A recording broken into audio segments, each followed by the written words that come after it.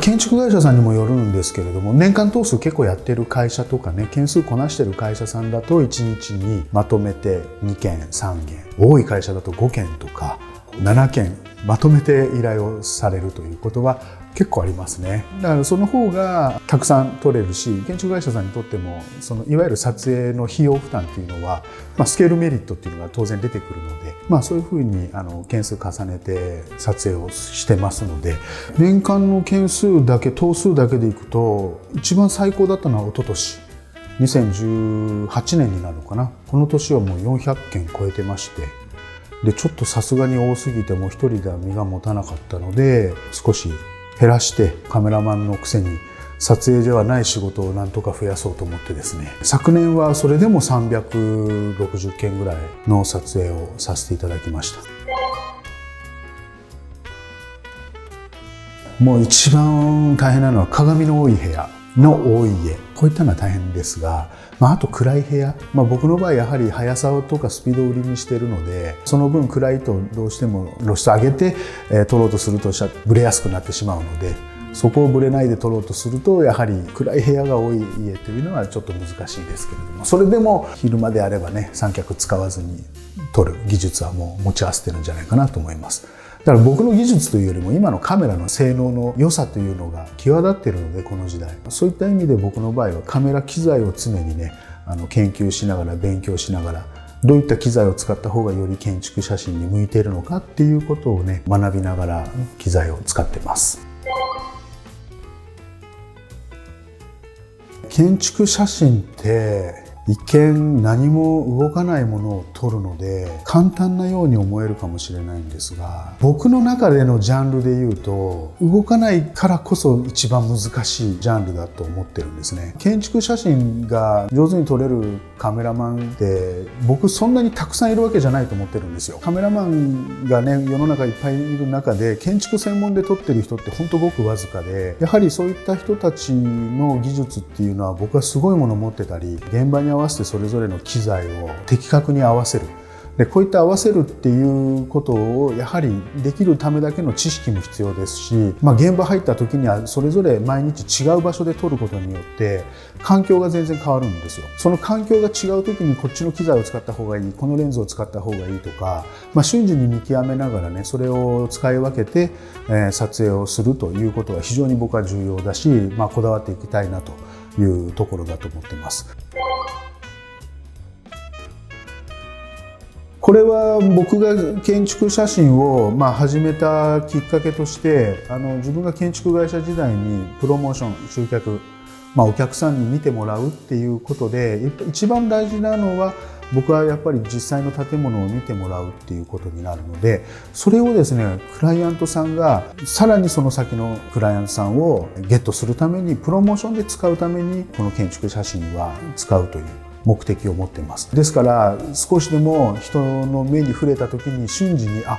この家いいんじゃないか、この建物面白いんじゃないか、この建築物一度行ってみたいなとか、そういうふうに思うような写真の撮り方にこだわらなきゃいけないし、そういった部分のことを目的として写真を撮り続けていきたいなというふうに考えています。一番多いのはこの家じゃないみたい、この建物じゃないみたいっていう、そういう感想が一番よく聞かれるんですが、それはねいいも悪いも写真なのでね、使うレンズによってデフォルメされたり、当然見え方がね人間の見る目とは違うものに表現されたりっていうことはあります。ただ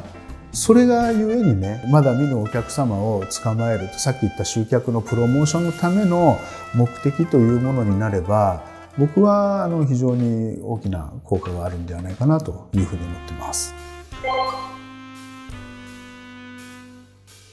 はい、そうですね。おかげさまで Facebook のいいね数がなんと70万いいね近くありまして、多いだけがね、取り柄になってもいけないんですが、僕の場合やはり彼からやってたっていう先駆者的なところの強みなのかなと。後手を取ってしまったのはインスタグラムだったんですが、インスタグラム自体もですね、今1万数千人のフォロワー数がいるので、これをね、もっともっと増やして桁を1個上げたいなというところではあるので、僕の場合写真というね、媒体がまさにそういったSNS で十分使える、そんな時代だったっていうことがね、大きな効果をもたらしたんじゃないかなというふうに思っています。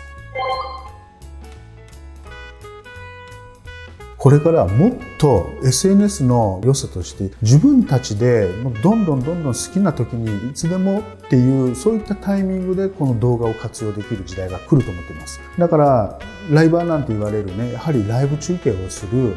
そういった動画クリエイターも多分増えてくるでしょうし、自分自身ももっとね、本当は自分で撮って自分でどんどんアップしてっていうことをね、やれればいいんだけど、この編集っていう一つのね、まだ壁が僕の中ではあったので、そういった部分はもう少しね、勉強しないといけないなとは思ってますが、そういったことをもっともっとどんどんね、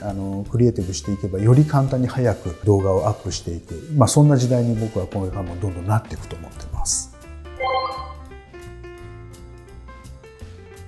僕の場合、確かに写真家という肩書きを使ってはね、仕事をさせていただいてはいるので、もう一個大きな役割を持ってると思ってて、それは何かというと、ユーザー獲得エンジニアっていう人材を今後は増やしていきたいなと思っています。で、そのためには、写真という媒体を使って、写真だけではなくて、じゃあそれをウェブとか SNS、ましてや今後のね、こういう動画だとか、どんどん新しいクライアントさんを獲得するということをできるやはり人材を多く輩出していかないと、特にこの建築業界というのは IT に弱い人たちが多々いると僕は感じているので、そういう業界に対して IT 系の強い人材を育成して、お手伝いしながらそういった建築会社さんのサポートをしていかなきゃいけない、そういう立場だなというふうに思っています。